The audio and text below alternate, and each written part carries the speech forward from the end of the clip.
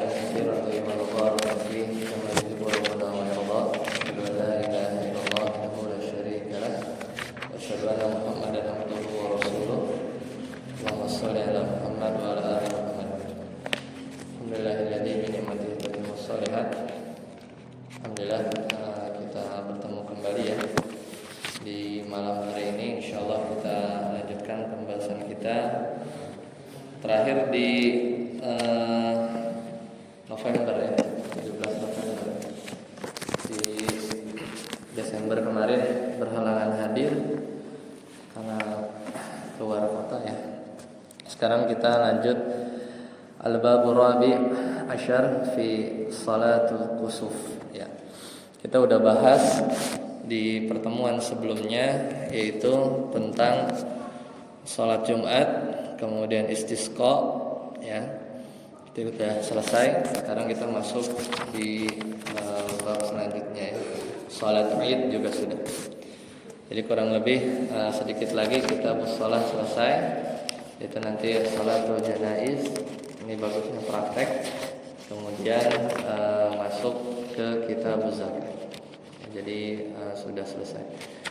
Sekarang di tanggal 19 Januari sama dengan hijriahnya ya, 19 Rajab ya, pas kurang lebih 40 harian lagi ya, 40 harian lagi kita masuk ke bulan Ramadan ya. Mudah-mudahan Allah pertemukan kita kembali di bulan yang mulia tersebut. Ya, tentang salat kusuf ya, ini adalah salat gerhana. Namanya mirip, baik itu gerhana bulan atau gerhana matahari ya. Jadi dalilnya, dan ini juga sering disebutkan dalam khutbah ketika imam ya, naik mimbar ketika salat ini ya. Dan diantara tanda-tanda kiamat sudah dekat ya, ciri-ciri kecil kiamat besar adalah ya ini, makin seringnya periode dari terjadinya gerhana. Nah, kata serangkaian para ulama ya dalam mazhab Hambali, di sini ada beberapa permasalahan. Al-mas'alatul awwal ya, ta'riful kusuf wa hikmatu minhu. Jadi di antara apa hikmah dari salat kusuf ya, dan kusuf itu sendiri. Jadi kusuf sebagaimana di ilmu astronomi bahwa cahaya salah satu dari dua benda itu terhalang ya dengan benda yang lain. Di sini berarti bendanya adalah bulan dan matahari. Dengan sebab yang tidak biasa, karena pada biasanya itu jarang terjadi ya, tapi di kondisi khusus ya itu bisa terjadi. Jadi kusuf ya, bil kaf wal kha, ini maknanya sama. Nabi SAW bersabda, inna syamsa wal qamara ayatani min ayatillah. Sering diulang ketika biasanya khutbah salat gerhana ini, bahwasanya matahari wal qamara ayatani, dua-duanya adalah ayat dari ayat kauniyah ya, min ayatillah la yankasifani limauti ahadin. Maka tidak terjadinya gerhana ini disebabkan wafatnya salah seorang di antara kalian, auli hayatihi, atau lahirnya seseorang, wa inna ma yukhawwifullahu bihima ibadah ya. Jadi hanya saja gerhana itu muncul karena benar semata-mata ya, keduanya, maksudnya matahari dan bulan ya, Allah menggerakkan keduanya ini ya, karena takut ya kepada Allah Subhanahu wa taala. Nah, jadi itu dulu ketika terjadi gerhana, maka semua sahabat bahkan Nabi SAW juga takut ya. Mungkin di kondisi sekarang yang mulai bergeser ya, karena sudah mulai bisa diprediksi. Kemudian ya kita sejatinya juga meyakini atau timbulkan rasa takut juga ya, bahwasanya itu memang keadaannya bisa jadi ya simulasi dari hari kiamat ya, karena nggak ada yang tahu kapan kedua benda ini misalnya berbentur ya, atau langit itu dirobek ya, atau misalnya dari tanda-tanda hari kiamat ya. Kemudian yang kedua itu tentang hukum ya, hukum dan dalil salat kusuf. Maka di mazhab Hambali bahwasanya salat kusuf ini wajib ya, hukumnya itu wajib ya. Jadi dikatakan oleh sebagaimana diriwayatkan juga oleh Imam Abu Hanifah di Fikih Muyasar juga sama ya. Jadi di mengambil hukum wajib ya. Setidaknya sebagian ya sebagian, tapi di sebagian pendapat bahwa ketika harus melihat ya, harus melihat gerhananya secara langsung ya, gerhananya secara langsung. Tapi ini agak kurang kuat karena misalnya tertutup awan ya, tapi sebagian melihat ya. Maka kalau kita mengacu di mazhab Hambali, maka salat khusuf ini hukumnya wajib. Kemudian didukung juga oleh pendapat Imam Ibnul Qayyim Al-Jauziyah bahwasanya sama, bahwasanya hukum salat gerhana ini adalah wajib. Karena Nabi SAW memerintahkan, bahkan langsung keluar, itu diantara sisi penguatannya, keluar dalam keadaan takut.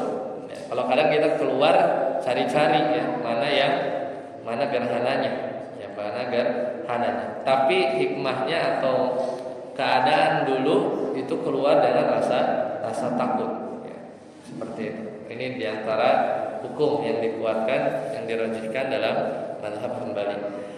Kemudian bagian yang ketiga yaitu berkaitan dengan ya waktuha, yaitu waktunya kapan.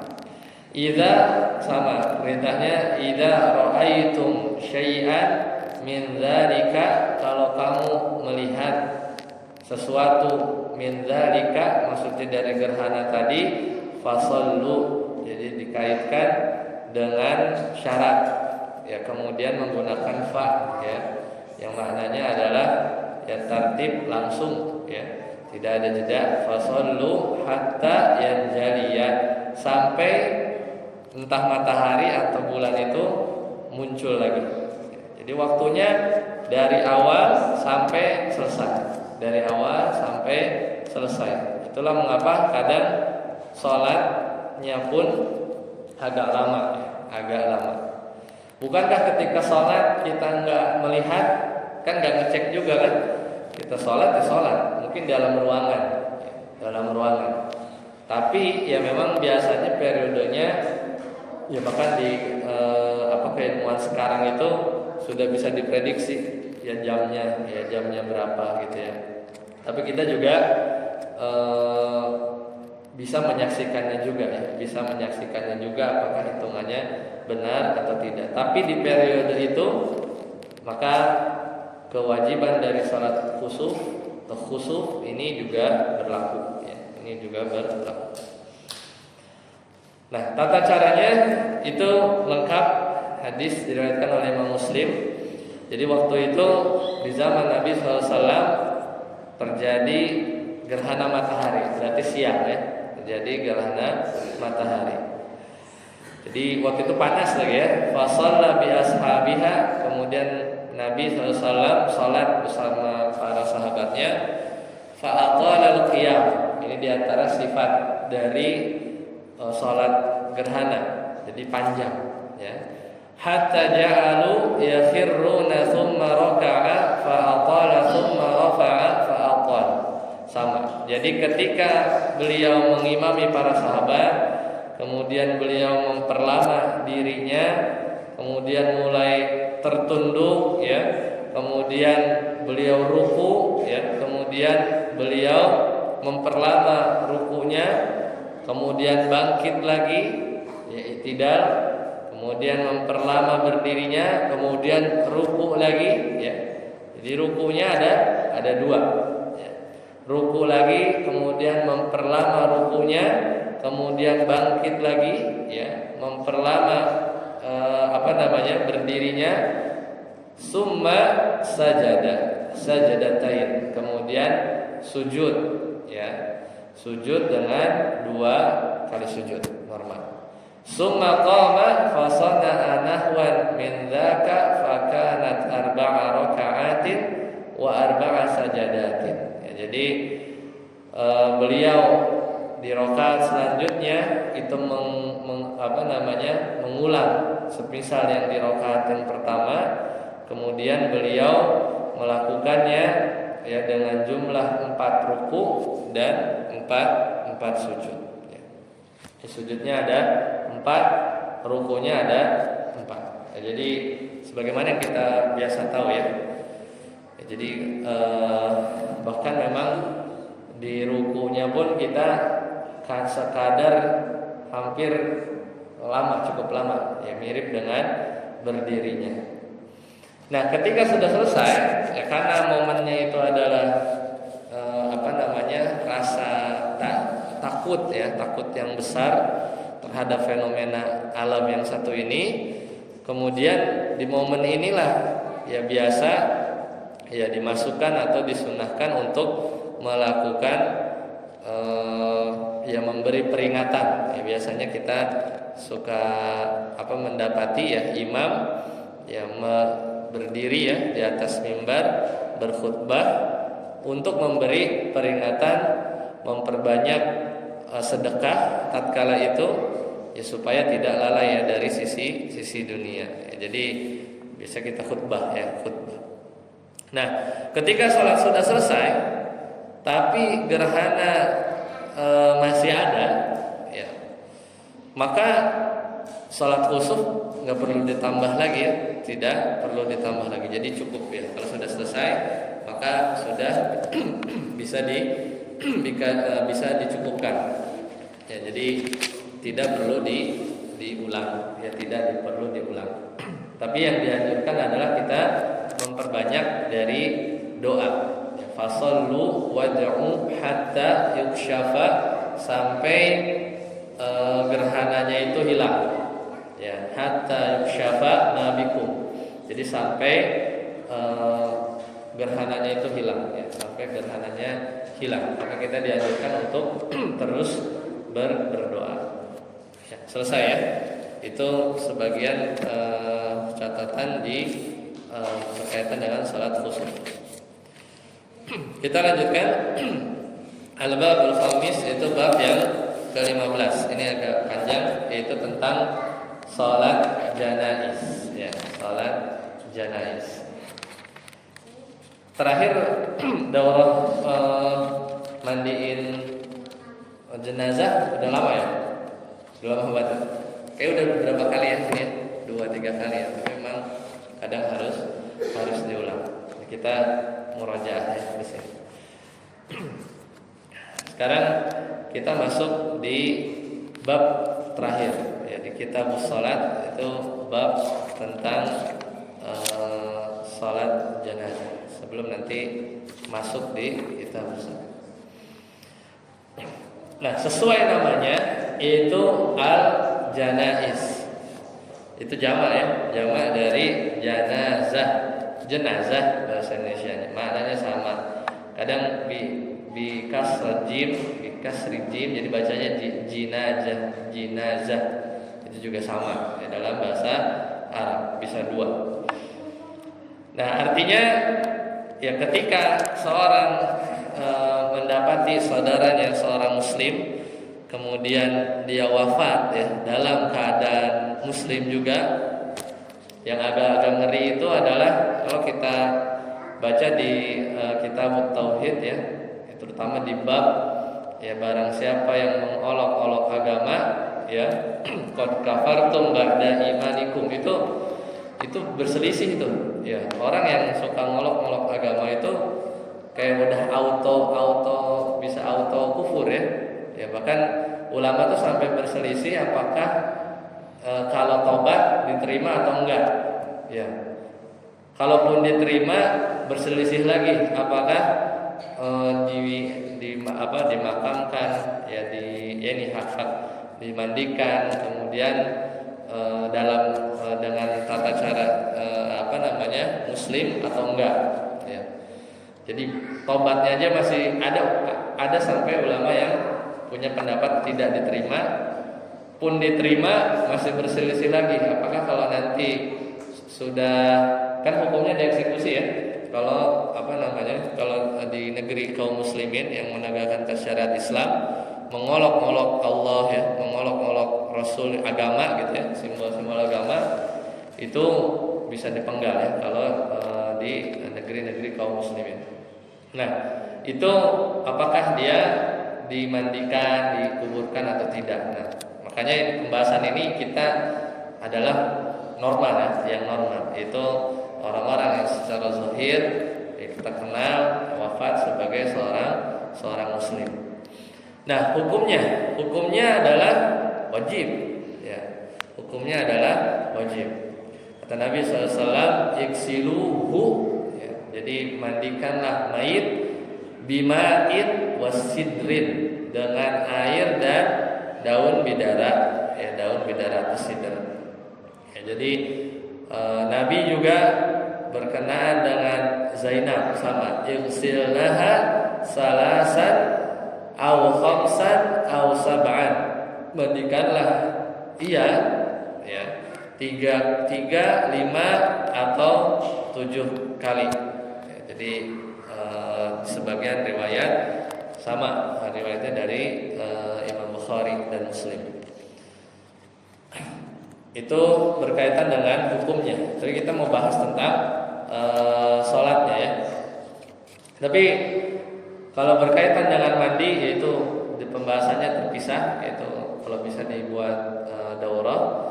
Yang lebih utama adalah tentu orang yang paling mengetahui sunnah ya, paling mengetahui sunnah di antara orang yang banyak. Kalau memang ada pilihan. Kemudian yang kedua adalah diutamakan yaitu keluarganya, karena orang-orang yang paham atau keluarga dari mana dia berasal, diharapkan dia bisa amanah menjaga. Mungkin ada aib yang dia lihat selama proses pengurusan jenazah tersebut. Bahkan diurut seperti urutannya di ilmu faraid ya.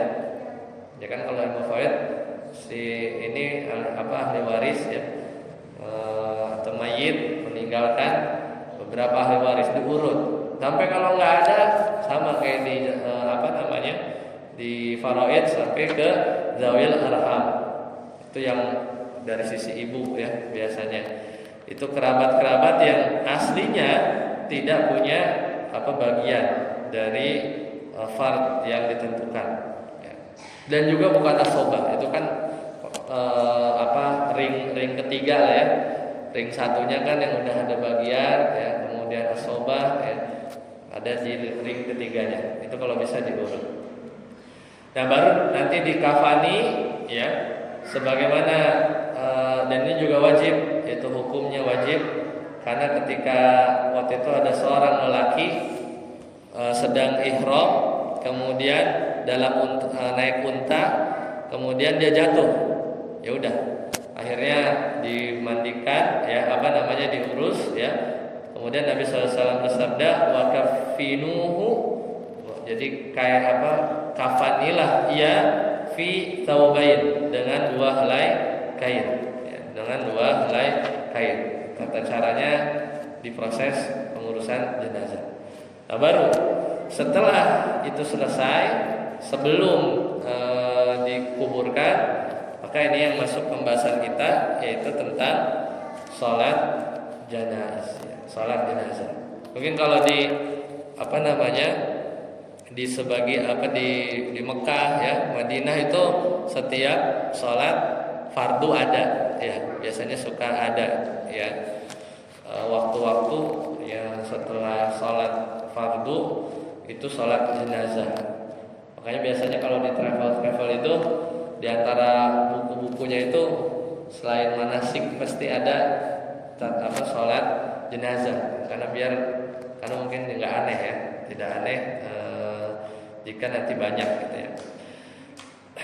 Cuman ya di sini tersangkut ya bagi orang-orang yang punya hutang ya. Kata Nabi SAW, "Sallu ala sahibukum." Awalnya begitu, salatkanlah ya ini yang mayit atau jenazah yang sudah diproses kafan, mandi dan seterusnya, kecuali itu mayit yang ada tanggungan hutang. Makanya kadang suka ditanya ya, apakah orang ini masih punya hutang atau tidak. Ya. Kalau waktu di zaman tahun-tahun lalu ya, waktu Covid ya, maka kadang susah ya mensolati ya sebagian keluarga ya. Bahkan di pengalaman juga ya, sebagian keluarga susah itu untuk melakukan sholat secara langsung ya, secara langsung. Nah di sini ada ikhtilaf ya. Sebagian yang membolehkan itu mengkiaskan dengan sholatnya Rasulullah SAW kepada Raja Najasyi ya. Ya meskipun ada beberapa catatan. Ya. Nah sekarang syarat-syarat ya dari sholat jenazah. Pertama ya, ini syarat bagi orang yang mau ya, bagi orang yang mau sholat jenazah. Yang pertama adalah dalam mazhab Hambali itu niat, ya. Kemudian taklif, ya. Kemudian maksudnya dia memang seorang mukallaf, ya. Memang dia memenuhi syarat sebagai orang yang punya beban syariat. Kemudian menghadap kiblat, menutup aurat sama seperti sholat pada umumnya, suci dari najis dan hadas, ya karena ini juga sholat yang sama. Kemudian dihadirkan mayit di depannya, ya, dihadirkan mayit di hadapannya orang yang mensolati. Ya, jika memang kondisinya memungkinkan, ya, memungkinkan. Itu syarat yang ke-6 ya. Ke-7, Islamnya si mayit ya, atau Islamnya orang yang sholat dan mayit yang disolati. Ya tentu kalau yang sholat mesti masuk Islam dulu, dan mayit yang disolati. Karena untuk kasus-kasus orang-orang munafik yang sebagian sahabat tahu gitu ya. Ya bahkan kasus gembongnya munafik ya. Ya sahabat tahu ya bahwa si fulan ini munafik. Ya, selama belum ya waktu itu ya, selama belum ada larangan, kan Nabi secara zahir tetap sholat sampai nanti dilarang. Ya adapun kita ya pada umumnya hanya menghukumi secara zahir dan ya tahu bahwa mayit ini adalah orang Islam. Ya, orang Islam. Nah itu secara normal seperti itu. Adapun sholat yang tidak ada mayit di depannya, ini di bab yang lain. Ini bab yang lain. Kemudian rukun. Maka ini tata cara sholat yang tidak ada ruku dan sujud. Maka yang pertama adalah berdiri. Sama. Kalau tidak mampu juga boleh. Ya sesuai kemampuan. Misalnya duduk, ya, masih dibolehkan. Kedua rukunnya adalah 4 kali takbir. Ya, 4 kali takbir. Karena Nabi SAW juga mensolatkan ketika kasusnya Raja Najasyi itu juga 4 kali takbir. Kemudian rukun yang ketiga adalah membaca Al-Fatihah. Karena ini berlaku umum. La salata liman lam yaqra bi Fatihatil kitab au bi ummil Quran. Maksudnya Al-Fatihah. Kemudian tadi berdiri 4 kali takbir, kemudian Al-Fatihah. Kemudian yang keempat membaca salawat Nabi. Ya, membaca salawat kepada Nabi Muhammad SAW. Yang kelima adalah mendoakan mayit, Ya. Baru yang keenam adalah salam. Dalilnya masih ikut dengan sholat biasa, ya sholat biasa. Semua sholat yang ada yang kita kenal dengan sholat, yaitu diawali dengan takbir, itu maksudnya haram kita melakukan perbuatan-perbuatan yang membatalkan sholat, dan penghalalannya adalah taslim, yaitu kita salam. Ya, jadi sama, jadi ada 6. Nah kemudian itu yang rukun, jadi kadar minimal ya, kadar minimal kita sah sholat. Ya, berarti kan kita perlu hafal Al-Fatihah, soalnya kita nggak tahu sama sekali gitu. Kemudian kita tahu atau perlu hafal salawat Nabi. Kemudian kita Allahumma ya firlah, kita doakan si mayit atau hak ya jika perempuan. Itu kadar minimal ya, kadar minimalnya jika memang kita tidak hafal doanya. Nah, ada pun sunnah-sunnahnya, itu diantaranya kita mengangkat tangan, ya kita mengangkat tangan, ya membaca ta'awudz sebelum Al-Fatihah. Kemudian doa selain untuk diri sendiri, kita juga berdoa untuk kaum muslimin, ya kaum muslimin. Itu diantara sunnahnya. Ya, kemudian waktunya, ya. Waktunya di sini tidak dibatasi, tapi sesegera mungkin ketika kita dapati jenazah itu sudah selesai pengurusannya. Jadi sudah dimandikan, dikafani, ya, kemudian dihadirkan, ya, kemudian ya sudah orang-orang sudah kumpul. Makanya makin banyak saf, ya, makin banyak saf, apalagi yang hadir adalah orang-orang yang bertauhid, maka diharapkan di situ dapat ya bermanfaat ya apa yang kita doakan kepada si mayit sini. Makanya urutan safnya itu bukan memanjang secara horizontal dipenuhin ya, tapi kalau bisa dibuat vertikal, diperbanyak saf-saf yang ada. Yaitu diantara yang biasa kita lakukan ya. Jadi kalau memang banyak itu ke arah vertikal. Jadi safnya itu dibikin banyak, ya, dibikin banyak. Ya. Nah kemudian setelah kita sholat jenazah, maka selanjutnya diantara hak atau kewajiban juga bagi orang yang hidup, ya, yang hukumnya fardu kifayah, itu adalah mengantarkan jenazah sampai dimakamkan. Kata Nabi SAW, man syahidal janazah, siapa yang hadir itu sholat jenazah sampai disolatkan hatta yusalla alaiha falahu qirat, ya, maka dia dapat satu qirat. Satu qirat ini ukuran yang besar ya dari sisi pahala.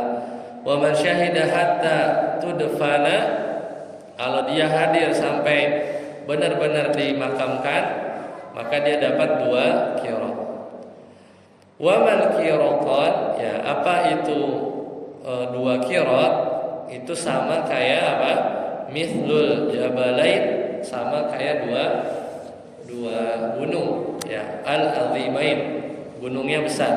Berarti 1 qirat itu satu gunung. Itu pahala, ya, apa namanya, ilustrasi dari pahala yang didapatkan. Ya, karena di antara hikmah menghadiri dari awal sampai akhir itu baik buat diri kita sendiri, itu adalah menjadikan kita orang-orang yang cerdas ya. Karena kata Nabi, orang yang cerdas itu adalah orang yang paling banyak ingat kematian. Apalagi dapat amanah untuk memandikan, itu lebih besar lagi ya, mengingat kematiannya. Sampai mengkafani, bahkan sampai menguburkan ya, sampai menguburkan. Itu buat diri kita. Kemudian buat buat orang lain adalah dari sisi pengiringan jenazah ya, itu juga ya ada syiar ya, ada usaha untuk mengingatkan orang lain terhadap kematian. Ya, jangankan kita yang lagi serius urusan dunia itu, kalau ada kalau motor yang suka ini ambulan itu terobos ya, itu pasti kita minggir. Kadang kita juga suka ingat ya, wah entah ini bendera kuning gitu ya. Ya seenggaknya 5 detik, 10 detik tuh ingat lah. Wah, ya kita respect ya, kita menghargai ya. Itu di situ ada ada rasa kita ingat kematian. Tapi kalau udah lewat mungkin lupa lagi ya. Padahal kita suatu hari akan mengalami hal yang sama ya, diiringi gitu ya. Nah, itu diantara faidah untuk orang lain. Nah, dan terakhir ya, kalau di pembahasan ini yaitu ditutup dengan takziah ya, takziah. Jadi takziah itu aslinya adalah menghibur ya, dan juga menguatkan orang yang ditinggal atau sahibul mayit itu ya. Jadi orang yang ditinggalkan agar mampu bisa bersabar ya, kemudian karena ditinggal orang, mungkin orang yang sangat dekat itu sangat susah ya, atau orang tua, anak ya, maka sebagai bentuk ukhuwah Islamiyah, seorang itu juga dianjurkan untuk menghibur ya, menguatkan orang-orang yang mengalami musibah, ditinggal orang-orang yang dicintai. Ya, itu maka diantara hukumnya adalah mustahab ya, kalau dalam mazhab Imam Hambali. Nah, diantara larangan-larangannya atau yang boleh ya, jadi kalau di sini yang beberapa poin yang harus dihindari ketika kita melakukan takziah adalah ya berkumpul, kemudian terlalu lama ya. Nah, ini tidak ada dalam syariat, karena ya secukupnya saja. Kemudian keluarga mayit itu membuat makanan, ini terbalik ya. Harusnya orang yang datang membawa makanan gitu ya, Kemudian yang di sini yang disebutkan di fikih muyasar, mengulang-ulang takziah. Jadi lebih dari sekali itu juga tidak memiliki dasar syariatnya ya. Kemudian nihayah, jadi meratap itu juga tidak boleh ya. Karena itu adalah dari amalan jahiliyah ya. An-nihayah ya adalah aslinya wanita ya, ya. Jadi orang-orang yang dia mengekspresikan rasa berdukanya itu dengan merobek-robek ya, atau memukul-mukul, menyakiti diri, atau menangis secara berlebihan. Maka ini diantara kebiasaan atau amalan-amalan jahiliyah. Selesai pembahasan di Kitabus Shalah. Baik, sampai sini ada pertanyaan? Silakan jika ada.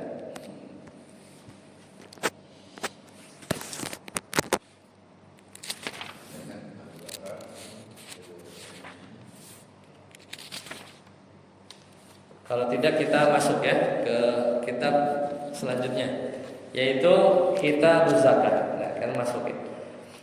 Kalau kita nih udah putaran berapa ya? Kita tuh pertemuan sekitar pertemuan 23. Berarti kan hampir 2 tahun. Ya, kalau tidak salah setiap kita lewat Ramadan kita biasanya mampir ke Kitab Siyam. Kita coba agendakan ya. Ya masih ada 1 kali lagi. Cuman kita masuk dulu di Kitab Thaharah ya. Itu Kitab Zakat. Nah, sekarang kita masuk ke bab yang ketiga. Ini kadang jarang dibahas. Kadang kalau pembahasan fikih juga memang biasanya selalu dari ulang ya, selalu dari ulang. Kadang balik lagi ke toharoh lagi, tapi tidak apa-apa. Ya, sekarang kita masuk ke kitab zakat. Nah, kita lihat di sini kitab zakat ini ada 6 bab. Ya, ada 6 bab. Nanti kita akan lihat mukaddimahnya. Kemudian zakat di sini ada zakat emas, ya, zakat perak. Kemudian zakat yang dari hasil bumi, ya. Kemudian zakat pertanian. Baru nanti zakatul fitr, ya, itu yang kita biasa keluarkan di bulan Ramadan. Ya, dan siapa yang berhak menerima atau yang wajib berzakat itu di akhir, ya. Di akhir. Sekarang kita masuk dulu dari sisi pengantarnya. Ya, kita lihat dari sisi pengantarnya dulu untuk awalannya. Ya, az-zakah. Az-zakah itu sesuai namanya artinya tumbuh, ya. Artinya adalah tumbuh. Jadi memang seorang yang dia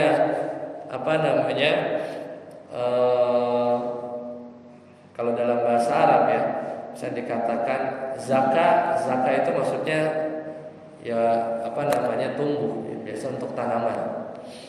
Tapi kalau di mana yang lain juga kadang tambahan, ya. Jadi tumbuh di sini maknanya bertambah. Itu az-zakah secara bahasa. Intinya berkembang, sesuatu yang berkembang. Namun secara istilah syar'i itu adalah satu hak yang sejatinya itu bukan punya kita, ya. Sejatinya itu adalah bukan punya kita. Itu ada harta yang memang milik orang lain tatkala harta tersebut sampai pada ukuran nisab, ya, dan haul, ya, sudah masuk.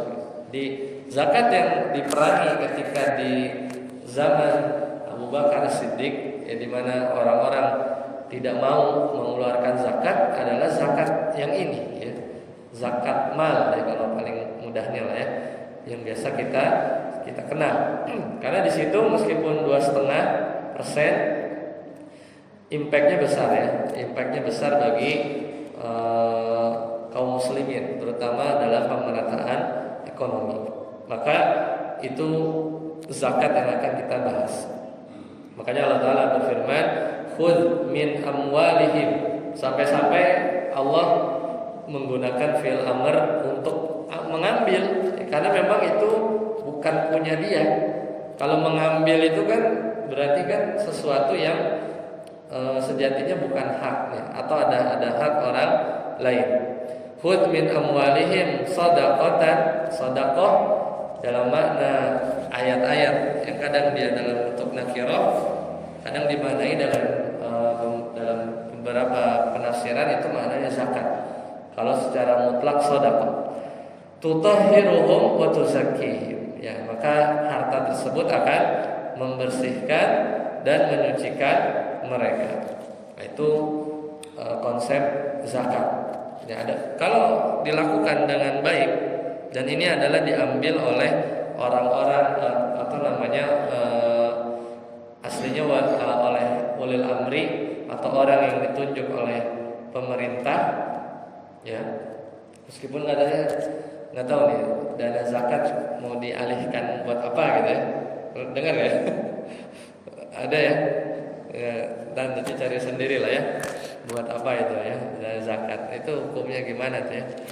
Nah itu mungkin perlu dikaji, ya, sama kawan-kawan di MUI, ya. Ya, kadang dana haji lah, dana zakat, karena zakat kita besar, ya, zakat kita pun besar, ya. Tapi nggak tahu kalau dibandingkan pajak lebih besar mana. Nah, hukumnya wajib karena rukun Islam, ya. Ini adalah kewajiban, bahkan diperangi, ya. bahkan diperangi. Bahkan ketika Abu Bakar As-Siddiq radhiyallahu anhu beliau memutuskan untuk memerangi orang-orang yang mau berbayar zakat, sebagian sahabat masih bertanya kenapa diperangi. Padahal udah jelas bahwasanya ya mereka menolak, dan mereka menolak akan kewajiban mengeluarkan zakatnya. Makanya diperangi. Itu adalah peperangan yang tercatat dalam sirah, bahwasanya ada sebagian atau orang-orang yang tidak mau membayar zakat itu diperangi. Sebagian bahkan diperanginya karena riddah, ya, murtad. Karena siapa yang ganti agama, ya, maka kalau di negeri kaum muslimin itu hukumannya sama, ya, dieksekusi. Makanya bisa diperangi, ya. Karena dia udah kenal hidayah, kemudian dia memang keluar dengan sendirinya. Nah, kemudian ini melanjutkan yang tadi, hukum orang yang mengingkari zakat. Hukum orang yang mengingkari zakat. Ya, di sini di mazhab Hambali, bahkan ini ijma juga sebenarnya di mazhab Syafi'i, ya, Imam Malik, Imam Abu Hanifah juga sama, yaitu kalau ya dia jadi pertama diminta tobatnya, ya, diminta tobatnya 3 kali. Kalau dia mau bertobat, maka bagus. Tapi kalau enggak, ya, maka dihukum dengan hukum dieksekusi, ya, kalau dihukum Islam. Makanya diperangi, ya, makanya diminta tobat. Apakah seorang tersebut enggak mau, ya, mengeluarkan zakat, ya, dari zakat hartanya, ya? Maka ini bahkan ijma, ya, ijma di imam 4 mazhab tentang hukum orang yang ingkar, dia nggak mau mengingkari kewajiban zakat. Namun beda, ya, terakhir, yaitu ketika ada orang yang dia itu bukan ingkar, cuman pelit aja, ya, pelit. Jadi dia menolak bayar zakat karena bakhil, karena pelit. Tapi dia yakin, ya, bahwa zakat itu wajib. Maka dia tetap berdosa, namun tidak sampai murtad. Ya, adapun kejadian dari sebagian orang yang mengingkari di zaman Abu Bakar Siddiq itu memang benar-benar enggak mengingkari kewajibannya. Ya, alias memang sebagian terpengaruh juga karena ketika itu Nabi wafat, nabinya udah nggak ada, kemudian mungkin asalnya memang munafik, kemudian keluar dari Islam. Nah, kalau seandainya ketika itu Abu Bakar tidak memerangi mereka, maka nanti akan bisa jadi dinormalisasi, ya, kalau kejadian di periode khalifah setelahnya. Tapi Abu Bakar dengan ketelitian ijtihadnya itu memang jelas, ya, bahwa hukumnya itu adalah diperangi, ya. Makanya itu yang terjadi, ya, ketika di zaman Abu Bakar Siddiq. Baik, sampai sini dulu, ya. Semoga bermanfaat. Insyaallah nanti kita lanjutkan kembali. Nanti entah dilanjut zakat, ya, atau kita coba ulang, ya, karena masih ada satu pertemuan sebelum masuk di bulan Ramadan, insyaallah. Sampai sini dulu. Subhanakallahumma wa bihamdika, asyhadu an la ilaha illa anta, astaghfiruka wa atubu ilaik. Assalamualaikum warahmatullahi wabarakatuh.